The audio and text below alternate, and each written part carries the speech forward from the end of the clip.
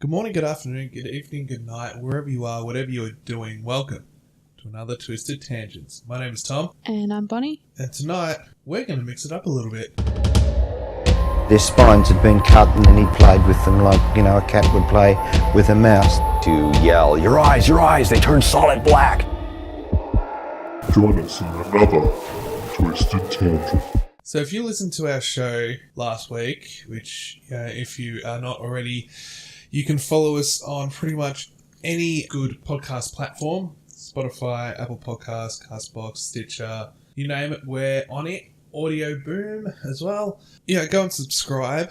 And last week we said that this week we would be doing Australian crimes. And so we both, over the course of the previous week, looked at some Australian crimes and happened to pick probably two of the biggest cases in Australian history. They're two cases that just can't be summed up in a half-hour slot. Normally we do two cases in an hour, and I think we've really just got to dedicate one full episode to each of them because there's really a fair bit to go into. So I don't know, other podcast, the case that I chose, other podcasts have done it, and they've done it over a number of episodes, or they've just done one really long episode. Your one, I'm not sure. There probably are podcasts out there that have delved into it, and they've probably done it over quite a few because there's a lot to go into. And we're not really delving into it a hell of a lot. We are skimming over it, but it still needs, the full hour to get into it. Yes. So unfortunately, you lovely people have to listen to me talk for an hour. Sucks to be you guys, but have fun with that. You get to experience a day in the life of Tom. So my Australian murder that I chose, I was going to try and pick something bizarre, but then realised that everything I was looking up, all the bizarre cases were unsolved, and I didn't want that. I wanted to be able to put a face to the crime. I wanted everyone to know all about it. So I decided to pick Ivan Milat, a.k.a. the backpacker killer. He's probably one of the most prolific, biggest serial killers in Australian history. He was also the basis for the villain in Wolf Creek, massive Australian horror movie. So if you haven't seen it, go see it because it's fucking awesome. And John Jarrett's sick. Yeah, and the TV show as well. And the TV show. 2 movies and a TV show. Yeah, it's good. And TV show's only on Stan though. Yeah, come on. But if you don't know Ivan Milat, he has got a very recognisable look about him. And if you want to know what he looks like, head over to our Instagram page where we will be putting up photo sets of everything. Go and follow us there. And also on Twitter. Yes.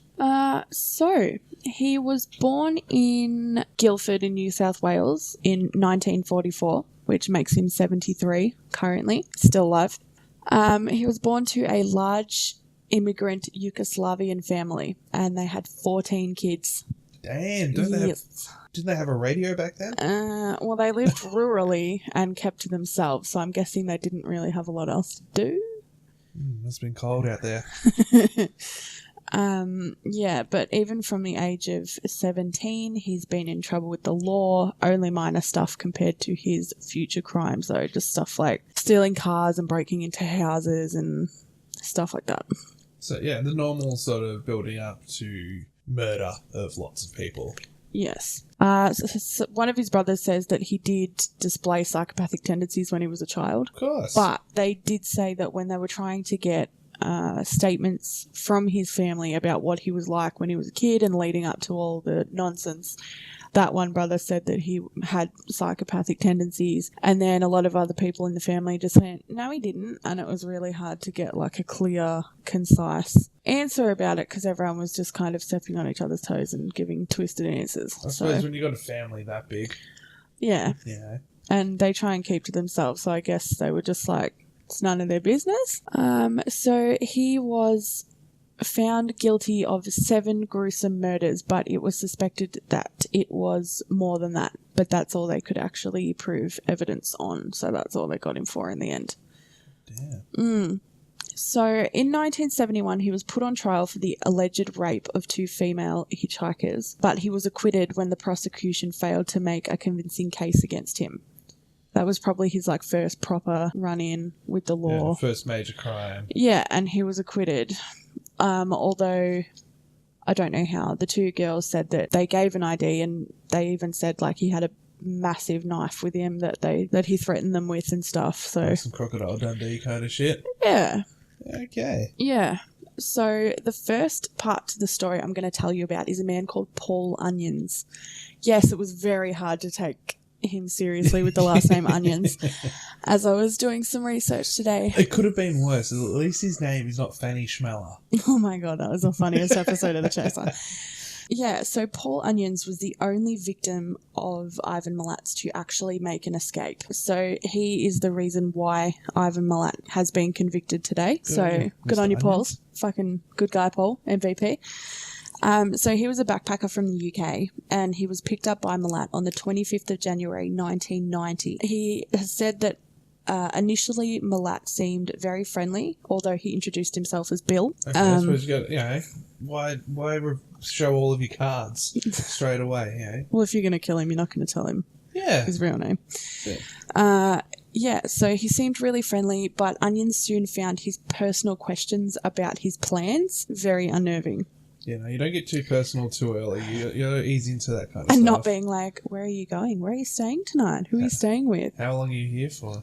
Are the doors locked over night time? Is there a secret way in that no one really knows about? And he became really worried for his safety when Milat started ranting and making racist and xenophobic comments. Oh, that'll do it. Yeah. Every time. So if you don't know what xenophobic means, it means hating people of different races or people from a different country to your own. So, yeah, being a backpacker from the UK, you'd start to shit your pants a little bit. I find that funny. He's Yugoslavian. He's an immigrant himself. Yeah. Unless he's just everyone that's not Yugoslavian. Is that what it was? Or Australian? Did he consider himself Australian? I have no idea, to be honest. I hope not. I mean, he was born here, but... Yeah. What a dick. Anyway.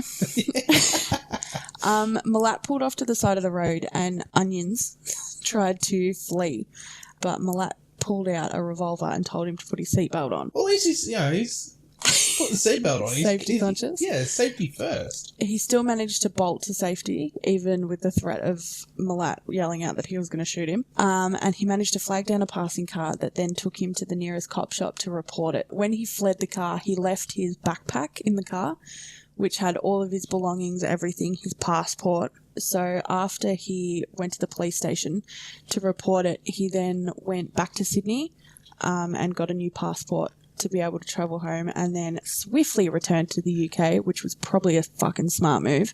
And that's why they never made a horror movie about Paul Onions, because he did the smart thing. And he left the fucking country. Yeah, he just went, nah, fuck that, I'm out. I'm out. Home. I'm done. He didn't just go, you know what, maybe I'll go run up the staircase. That seems very good. That's a smart option. Run up the staircase. Yeah, so Paul Onions was the actual only person to survive. So Ivan Milat's first 2 victims were 2 British women, Carolyn Clark and Joanne Walters. He seems to have a thing for the Brits, hey? Yeah, well, it was mainly just backpackers. It was just a coincidence that they were all Brits, because then 2 more were Aussies and then 3 more were German. Oh, okay. Yeah, it was just kind of a backpacker nonsense. And they seem to be the ones who want to come here the most. Oh, foolish them. The 2 girls were found in an area in the Belanglo State Forest known as Executioner's Drop. Wow, if that's not fucking sus. Yeah. Hey, let's go hiking, yeah. Executioner's Drop, that sounds fabulous. Let's go there. What could possibly go wrong? So, Onions got away in 1990, and the girls were found September 19th, 92, and they'd been missing since May. That's a while. So, yeah, it had been a while. I would hate to think of what their families were thinking back in the UK. So Joanne had been stabbed repeatedly, including 1 wound to the spine, which was believed to have paralysed her while he continued the attack. Her remains were too badly decomposed to tell if sexual assault had occurred, although her zipper was down, but the button on her pants was done up.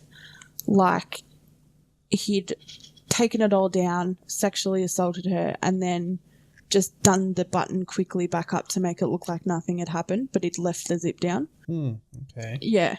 But yeah, again, her remains were too badly decomposed, so they couldn't actually tell. But they took it as it had happened because of how her pants were when she was found. So it wasn't like my jeans where the zipper just kind of gradually falls down throughout the course of the day. I don't think she was overweight. So, Okay. no. Kind of happens when your pants are 2 sizes too tight. Carry on. I love you. Carolyn Clark was also repeatedly stabbed with a matching spine wound. So this is his thing. Also, if you've seen Wolf Creek and he makes the joke about stabbing her in the back and calling it head on a stick because she's paralysed, that's where that comes from. That's brutal. Yeah. And she was also shot in the head 10 times. Well, I suppose, you got to make sure of these things. 9 times is just not enough. So 4 bullets were actually still lodged in her head. Oh. And they were in perfect condition to make a ballistics report. So if anything happened, like, it could be matched. So that was not great, but kind of lucky that they were still in good condition and hadn't completely gone to shrapnel. Yeah. So they were actually able to be looked at, thank God. And despite all the forensic evidence at the first crime scene, they made little progress on the case, which was quite disappointing at the time. And then they sought the help of forensic psychiatrist, Dr. Rod Mitten, and they asked to make a profile on him to see if they could get a little bit more insight. He said the killer was probably mid-30s with a history of aggression, definitely familiar with the surroundings due to where the girls were found because it was such a secluded area, and definitely motivated by the pleasure of inflicting pain, as displayed by the lovely spinal paralysis wounds. Yeah. Wow, that's pretty savage. It's pretty fucked up, isn't it? Yeah. Yeah.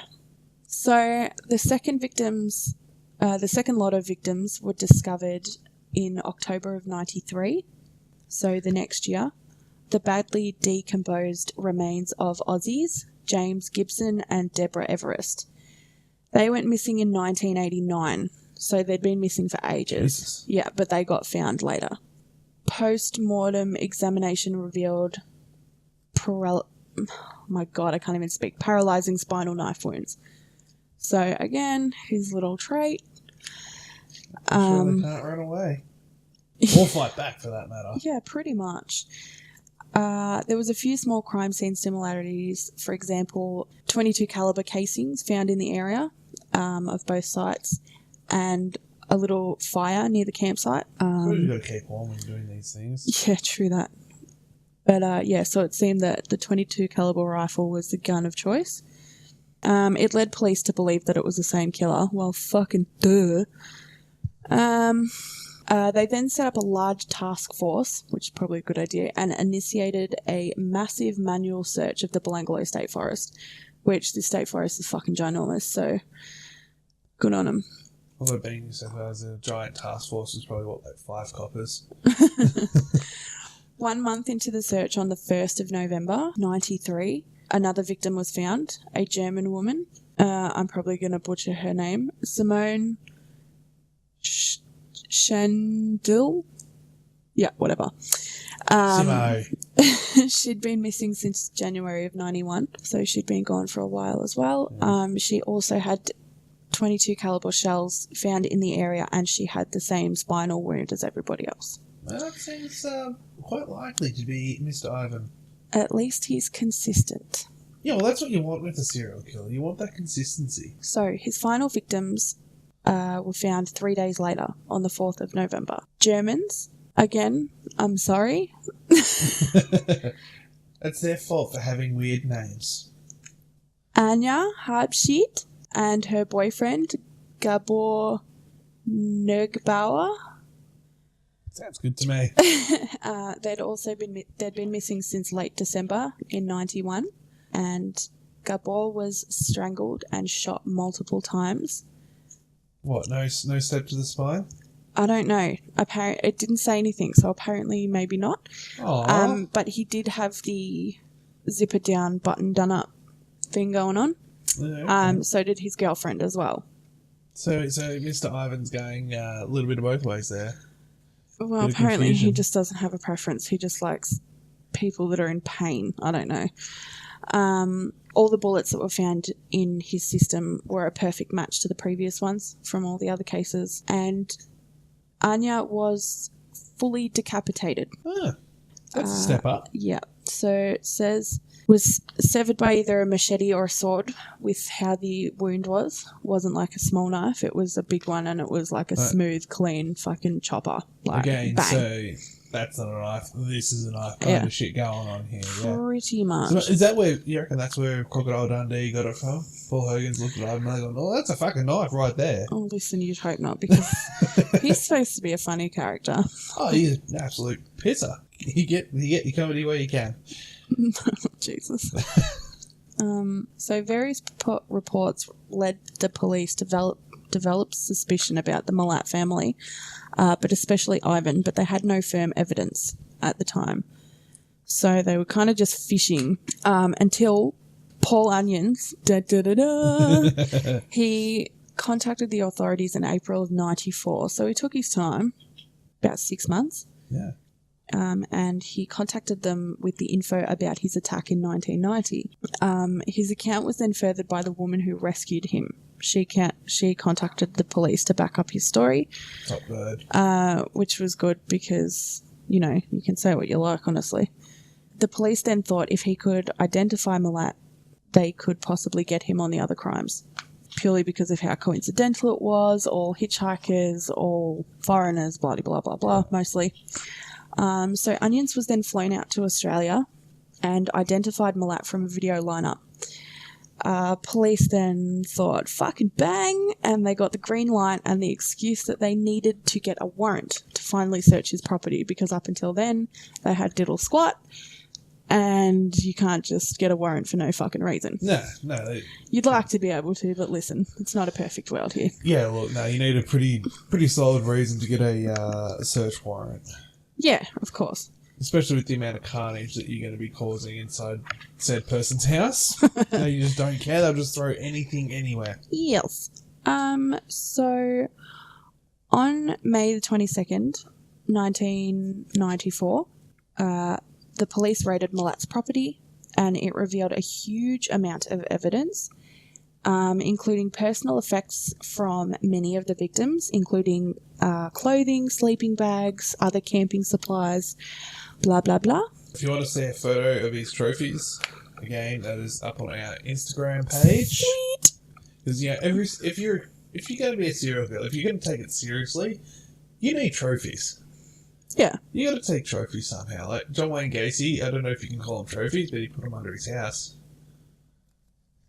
They're right there. That's trophy-ish. He's still keeping something. He's keeping a part of it. So I guess, yeah, it's a trophy. Not a great one, but it's a trophy. Well, that's the entire body that's putting under there, I think. Well, it's a big fucking trophy then, isn't it? Well, I don't know. Kids aren't that big. Stop. Along with all of the stuff from the victims, they also found a total fuck ton of ammunition. Like heaps. Well, that's what, yeah, living out in the country, you tend to have a lot of guns and ammunition. They also found a few deconstructed weapons. They found a .22. Us? And locked in a cupboard in his mum's room or something, they found a curved cavalry sword, which would have been perfectly suitable for the wound for the beheading. Hang on. In his mum's room, so he was still living at home. Yeah, he still lived at home. Oh, what a loser. Yeah. Wow. They probably all still lived at home. Such losers. Well, they're not great people. Well, I get that. Dirty psycho basement dwellers, like, they're not, you know. Look, I get that, but, like, come on. At least move out of home. Anyway. If you're going to do something with your life, move out of home. Free your parents from the burden of your presence. Good Lord. I think the whole family was a bit of a burden on society, so it's probably better that all the burdens stay in the one house, to be honest. Yeah, that's fair. Yeah, put them all in there. Don't go forth and multiply. No. Nobody wants that. Definitely not. Although if they do that, then it starts getting weird. Yeah. Milat was then taken into custody, and he was charged with the attack on Paul Onions, obviously, because they had all the evidence that they needed. Yeah, now that old mate Paul's come back and done his bit for Australian police. Yeah, of course. He did such a good job. So he was charged, and then when the ballistics report came back, because they had such damning evidence from the weapons they took from the house and all the same bullets and all the victims and everything, he was charged with the 7 murders. He initially hired the same lawyer that he had for that first rape trial. I suppose that's smart. Yeah. Well, I guess, he knows he's gotten you off a rape charge already. He's obviously, knows what he's doing in a courtroom. Yeah, exactly. He knows you, you know him, you've worked together before, you're probably hoping that he could do something good for you. But he fired him. Oh. Quick smart after he advised Milat to plead guilty, because he obviously just thought, well, fuck, you're not getting off. Just plead guilty and we'll see if we can bargain. And he just went, catch her, you're fired, soz. Sorry, not sorry. Okay. So after that, it took a while to get into it and legal aid and trying to sort everything out and blah, blah, blah. So the trial started in March of 96. So a bit after that. And the trial took 15 weeks. That's not too long. Apparently the prosecution's case was 12 weeks alone. Oh, wow. Okay. That's I don't know. I don't know lengths of court cases for this kind of thing. But seems excessive though. 12 weeks to get your point across that he killed people. Yeah. There's that's evidence. That's a lot there. of evidence. If it takes you 12 weeks, that's a lot. Apparently he did maintain his innocence through the whole process, but he did not do well under questioning, didn't make a good first impression, stumbled a bit, went back and forward a bit, made a bad impression on the jury. So that really did not help his case after all that. Yeah, no, it's all about first impressions. If you don't make a good first impression, that's it. You're done. So you fucked up. After 3 days of jury consideration, so it took him 3 days to decide. That's a decent amount of time. Yeah, well, at least they were thorough, I guess. Yeah. The jury found him guilty on all charges. He received a 6-year sentence for the attack on Paul Onions and 7 consecutive life sentences for the other victims. Bye! You're gone. I don't know if life sentences in the 90s were what they are now. Oh, I don't know the. I think it's about 25 years. Yeah, I was going to say, I thought it was here. about 25 years is a life sentence, which is bullshit, because if you life get is life. Yeah, if you get life, then, you're in with no possibility of parole. Yeah, you're in there for life. Oh, look, you've been here 25 years, that's good enough. You're good to go. Have to admit, there are so many things within the Australian judicial system that I do not agree with and that I think that need to be reviewed, and that is fucking one of them. Yeah. Life is life. Yeah, you ain't in there till you die. Yeah. Which is one thing that I appreciate from America. Thanks, guys. Your life is life. Good work. Yeah. At least they can't fuck up everything, let's be honest. We hope. We're rooting for you. He always claimed his innocence the whole time. He was first incarcerated in Maitland Prison. He stayed there for nearly a year. In May 1997, authorities foiled a well-planned jailbreak attempt by Milat and another guy. After discovering the plot, those 2 inmates were separated. Probably for the best. Yeah. Like when you got naughty kids in class, you send one to another table so everyone can get some work done. Yeah. His accomplice, George Savas, was found hanged in his cell the next morning. Huh. So either somebody did it or he just went, fuck it, I'm never getting out of this place, catch her. Yeah. Yeah, it'd be interesting to see what Savas, old mate, was in for. Yeah. Whether he was in for life or... What was his name? George Savas. George. Okay, I'm just going to do a quick little searcheroonie. Savas. Milat was then transferred to the maximum security wing of Goulburn Prison near Sydney. Yeah, so after that he got sent away, and after a blade was discovered in his cell, Milat spent time in solitary confinement. Again, probably a good idea. Yeah. He always maintained his innocence throughout this entire process, throughout being transferred from jail to jail, maintained his innocence the whole time. He later staged self-mutilation attacks and hunger strikes in a bid to get his appeals heard, because he was trying to appeal his sentence because he's a fucking Suki Lala and can't do the crime. Do the time for doing the crime. In July of 2001, his initial appeal against his sentence was denied. So even after acting like a dick, he didn't get what he wanted. No, sucks to be you. In other developments, police maintain that Milat may have been involved in many more murders than the 7 in which he was convicted for. Yeah, I do feel like he's one of those killed a hell of a lot of people but not getting done for it kind of guys.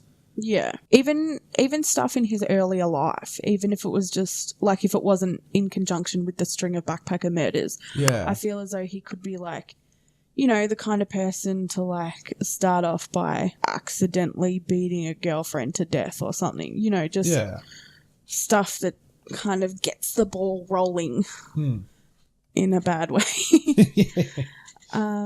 In the summer of 2001, Milat was ordered to give evidence at an inquest into the disappearance of 3 other female backpackers, but no case has been brought against him due to lack of evidence. Of course, the old lack of evidence trick. So that's fucking shit. Yeah. Similar inquiries were launched in 2003 in relation to the disappearance of 2 nurses, and again in 2005 relating to the disappearance of hitchhiker Annette Briffa, but no charges have resulted in either of those, again due to lack of evidence. You'd think if you're doing... So there's another 5 people. Yeah, you'd think if you're doing 7 consecutive life sentences that you'd just come out and be like, yeah, look, you know what? It was me. I did this one. I did that one. I did that one. I'm not getting out of here anyway. Well, his appeal's been denied anyway. Yeah. So you've got to think, wow, okay, that was my last resort, the appeal, and it's fucked up. So... Yeah, he's got literally 0 chance of ever getting out of prison. Would you not just put your hand up and just go, yeah, okay, I did it? I probably would. Yeah, I would. I'd be like, well, fuck it, I've done it now. Yeah, well, that's it, yeah. Yeah, I can't get out. By the way, I did these. Ha. Yeah.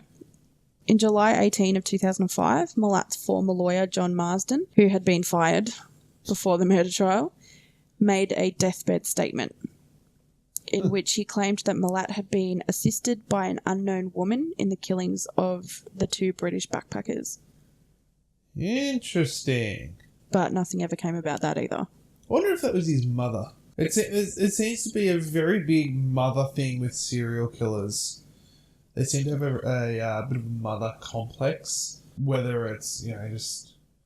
like, there's a whole heap of different scenarios that have happened with serial killers and their mothers. Whether it's Henry Lee Lucas's mother forcing him to watch her have sex with guys, or if it's Ed Gein's mother saying that all women are the work of the devil. It just seems that there's a very major mother... You can't like women.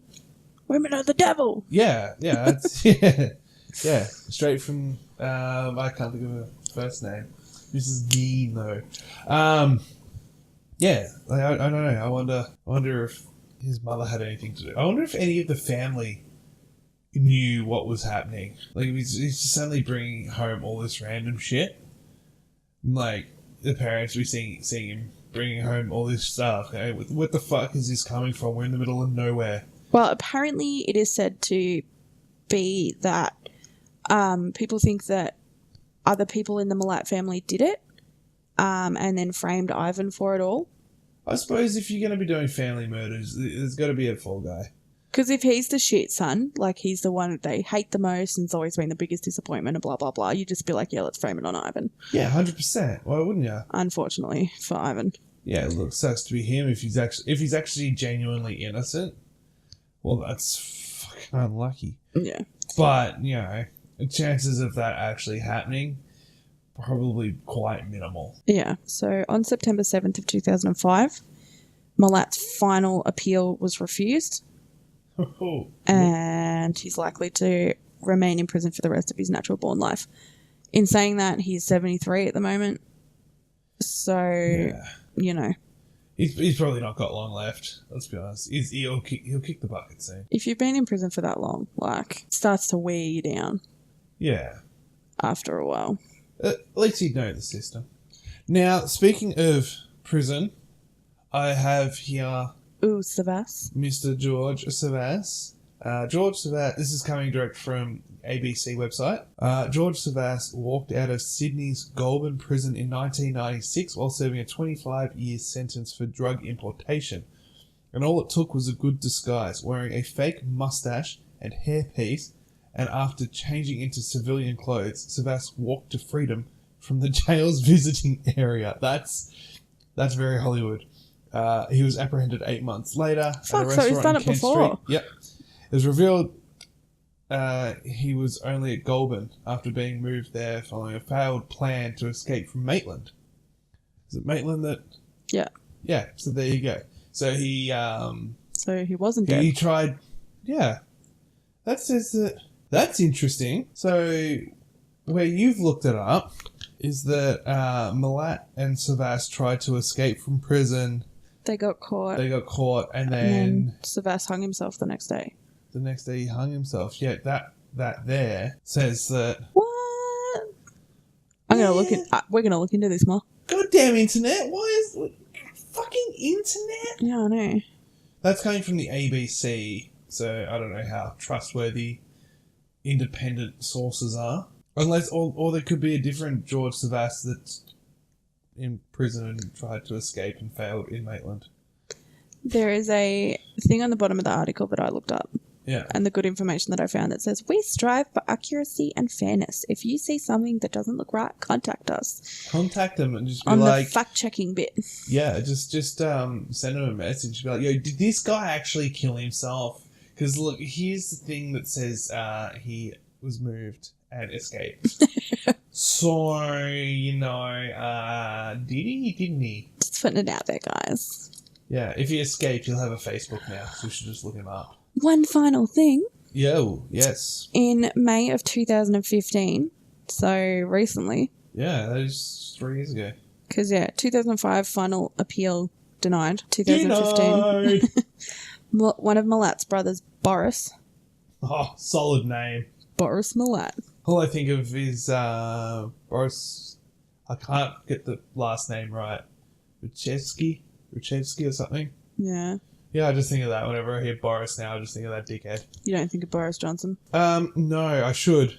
Because he's quite the character. He is. I love Boris Johnson. Mainly just his look and his whole attitude. His it's hair. Hilarious. I love the fact that we love Boris Johnson's hair, but we hate Donald Trump's hair. Yeah, that's because Pretty much the Trump same tries thing. just to look normal, and Boris Johnson's just like, you know what, this is my hair. Deal with it. I don't care. Fuck you. I wake up like this. Yeah. Flawless. Yeah, I know, right? He should be doing bloody like Neutrogena or Oh, God. something like that. He should be doing ads. Pantene. Shampoo Yeah. ads. Yes. Come on. Let's get him to do it. That'd be great. Anywho. Yes. Boris came forward in 2015 and said that Milat was responsible for another shooting, that of taxicab driver Neville Knight in 1962. So long before he did all of this, even before the rape case. Yeah, that's some early on stuff right there. So he was born in 44, 44. so he would have been like 21. Yeah, okay. Steve Van Apperen, a former homicide detective who serves as a consultant with the LAPD and FBI, among others, was called in to conduct polygraph tests with Boris and Alan Dillon, the man convicted of paralysing Knight with a gunshot to the back all those many years ago. The test convinced Apperen that both men are telling the truth and that Ivan Milat did in fact shoot Knight. Oh, shit. So this dude's been locked up for a crime he didn't commit. I guess so. I mean, I don't know a lot about Alan Dillon. I can look it up right now. Yeah, wow, that's the one thing I hate about capital punishment is if it is actually the wrong dude and whoever you've just killed is genuinely innocent, which happened in, I believe it was Melbourne jail. There was a guy doing time there and he was sentenced to death, and he left a note behind in his cell that said, "One day you'll find that I was always innocent." And then, you know, fast forward however many years it was, and DNA evidence started to come along, and they looked back into his case and found out that he was genuinely innocent. So they killed a guy for, you know, not just maybe wrong place at the wrong time. He didn't actually commit a crime, and he paid the ultimate price for it. Yeah, so it was revealed that it was a violent shooting that left a man paralysed. So I don't think he actually died. Okay. But he was definitely paralysed at least. He was shot in the spine. Maybe that's where his spine thing came from. Yeah, maybe. Maybe he just wanted to get into it. And yeah, Alan Dillon served a lengthy prison sentence for the crime and has been shocked to discover he inadvertently took the fall for Australia's most notorious serial killer. Yeah, wow. So that's really fucking unfortunate for this Dillon guy. Yeah, definitely. Yeah, so it says that he shot Neville in the spine and just fled. Boris said Ivan came home the night of the shooting and bragged about what he'd done, and Boris had felt compelled to protect his little brother at the time. He said, "They are blaming someone else, which is good." Fuck's sake, Boris, you dick. I didn't think it was good, but I didn't want to see him go to jail either. You know, I didn't want to see him harmed. He was my little brother. So the man who confessed the crime served 6 years in prison for it, Alan Dillon. Oh, wait, he actually confessed to it? Yeah. Oh, well, he's a fucking dickhead then, isn't he? Also thought he was protecting his little brother for 52 years. Oh, so he's doing time for what he thought his little brother had done. Until that's now, fucking Dillon weird. had never asked his brother, Brian, if he had shot Neville as police suspected. So he was a suspect from the police at the time, and Alan just said, "I did it," to protect his brother. Huh. When I told my brother, he broke down and cried. I said to him, "I thought you'd done it." And he said, "Are you fair dinkum?" And I said, "Of course I'm fair dinkum." And he just broke down and cried. Wow. Could that be any more Aussie? Yeah, I know, right? Fair dinkum? Like, hey, for anyone that doesn't, like, I know we've got a few American listeners. That's him saying, "Are you serious?" "Yes, I am serious." Yeah. So use that, chuck that in your Fair everyday dinkum. vernacular. Yeah, Fair it's- dinkum. It's actually, a lot of people think that... It's a fair Aussies- dinkum thing. Yeah, a lot of people don't think that we actually say it in our day-to-day language, but we fucking do. I also say true dinks if you want to just cut it down a bit. Yeah. That's just me though. Don't Yeah. take that as Ah, gospel. fair dinkum. You're a fair True dinkum. dinks.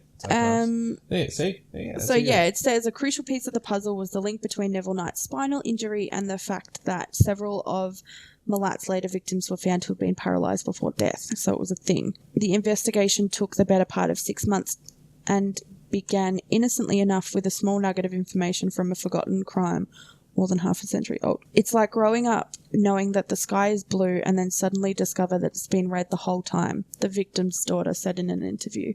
Which it would be a complete shock after 50-something years finding out it's Australia's most notorious serial killer maimed your dad. Yeah. Yeah, that's crazy. If this man had been taken off the streets for what happened to my father, life would have been very different. Yeah. Yeah, I wonder, he would have done a fair bit of time. I don't know, maybe he wouldn't have become a serial killer? Yeah. Like, he probably still would have, let's be honest. Because prison doesn't really reform a lot of people. But, you know, hey, things would have definitely turned out very different. So yeah, poor Alan Dillon took the fall for something he didn't even do. Oh, well, he's a dickhead, man. I felt bad for him initially when you said that, you know, Ivan Milat did this and this other guy was doing his time. I felt kind of bad for him, but now that I've realised that he actually confessed, no, he's a fucking dickhead. What the Anyone that is going to do that, anyone that confesses to something they didn't do, you're a bloody dickhead. Yeah, bloody Drongo. People don't really say drongo, though. I say Drongo a fair bit. More than the average Australian guys, just putting it out there. Oh, shut up. Drongo's So, a classic. that's my case about Ivan Milat. Just need to put something out there, though. Somebody's using my email address for something. Really? Yeah. So I've had 2 emails tonight from a thing called Hunt a Killer, Oh, Hunter Killer?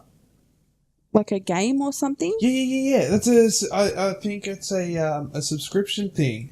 And they send you little bits of information.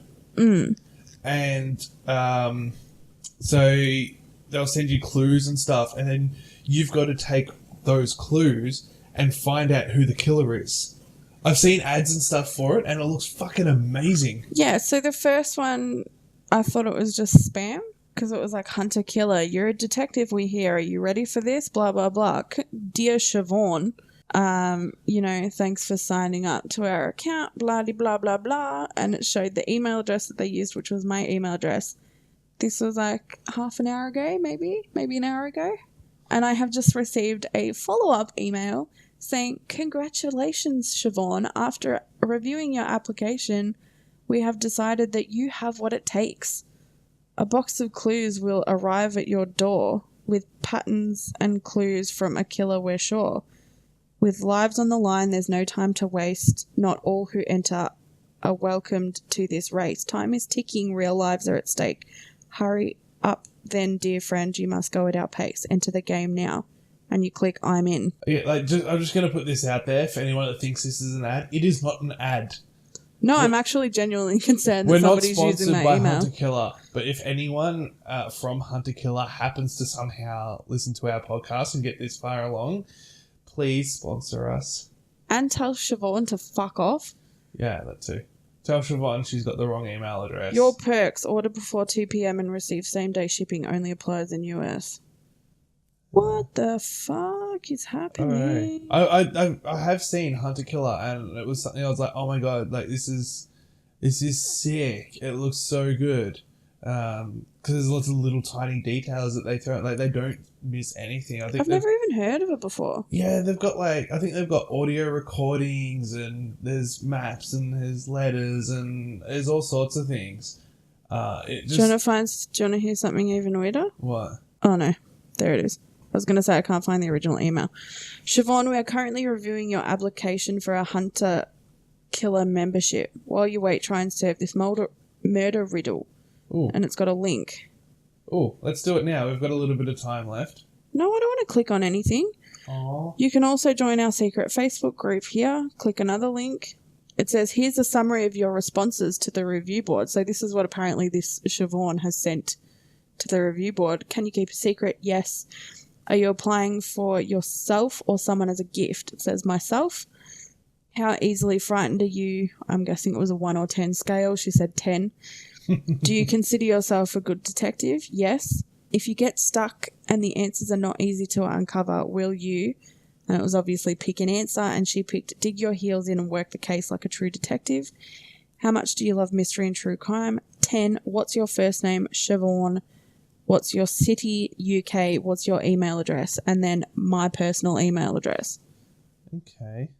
So obviously she's gotten her own email address wrong, so therefore she's probably not the greatest detective if she can't work out her own email address that she has probably had for quite a number of years.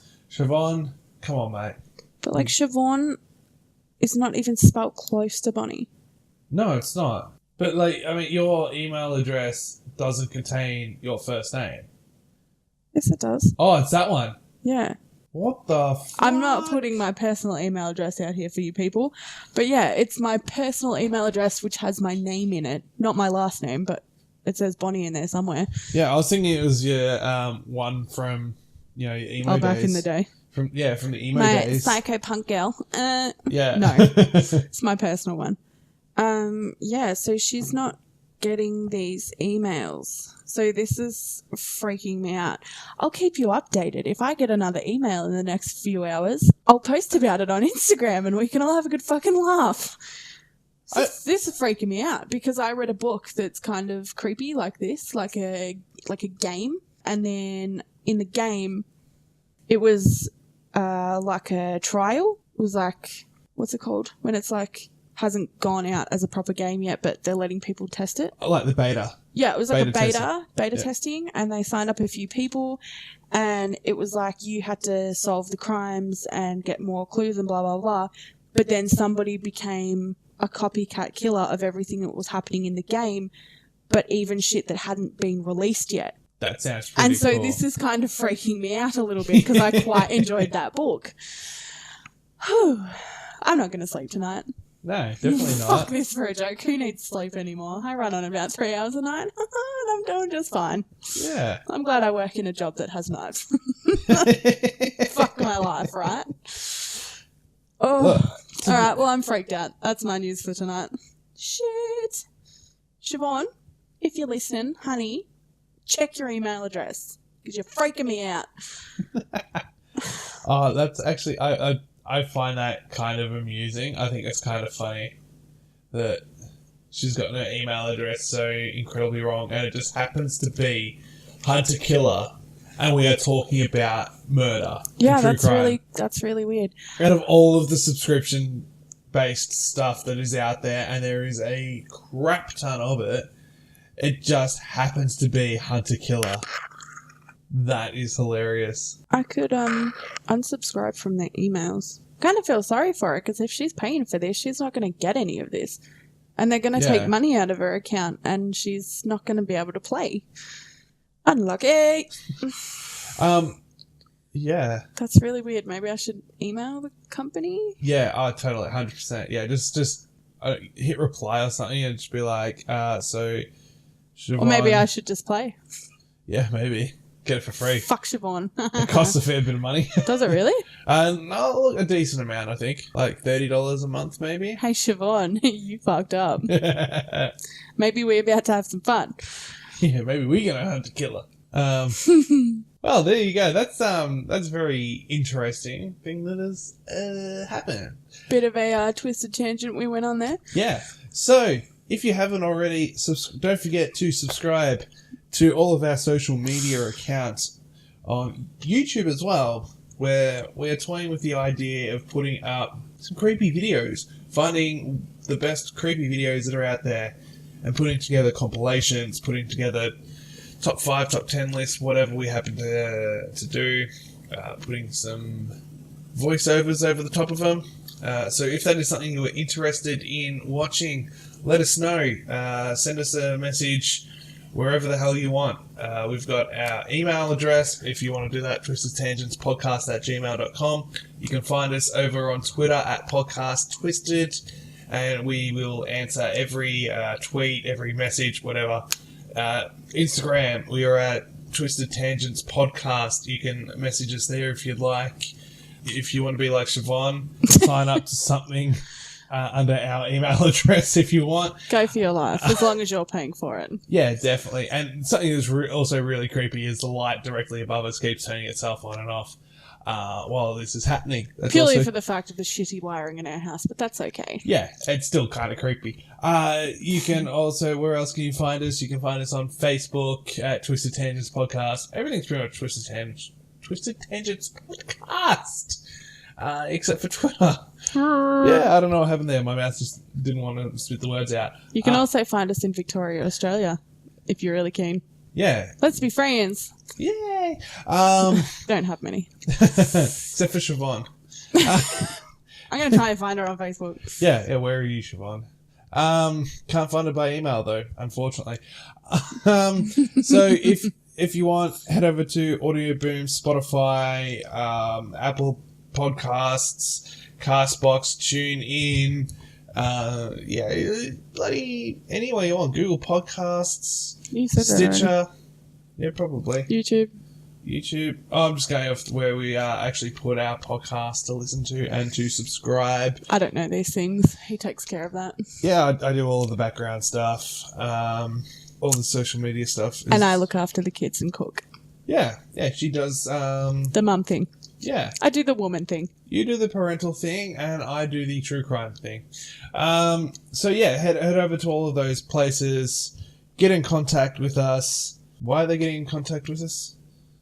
I can't even remember. Creepy videos. Yeah, that's right. If you want to see creepy videos on YouTube, if you want to tell us a creepy I thought that was story. going to be that thing where you were going to make me watch all those fucking scary videos and see how long I could stand it for. Oh, look, hell, if you really want to see that, I'm going to do a reaction video with Bon as soon as we get... I don't deal well to scary things or jump scares or she hates loud it. noises or much, to be honest. Yeah, no, she... horror stuff is not really good for her. So I love it, naturally... but it scares me to death. Oh, yeah, 100%. So naturally, hopefully we're going to be getting a webcam soon. If not, I might just hook up my DSLR and we will film her reactions to some scary-ass videos. I'm actually really looking forward to that. Nice. So that's definitely going to happen. If you want to see all of the other stuff that I mentioned earlier, hit us up. Let us know what you want, and we shall deliver. Also, did you know Ivan Milat? Did he come from where you live? Yeah, Is he part of your Yugoslavian family? Do you know any creepy shit that we don't know? Are you Boris? Are you Boris? Are you listening, Boris? We want to hear from you. Do you hear me, Boris? You dick! Fucking hell. Alright, I think we better go now. I need to go to bed. Yes, you do. You need to go to bed. You need to tell Siobhan to get her shit together. Yeah, right. Yeah. Alright, everyone. My name is Tom. And I'm Bonnie. And have yourself a good night.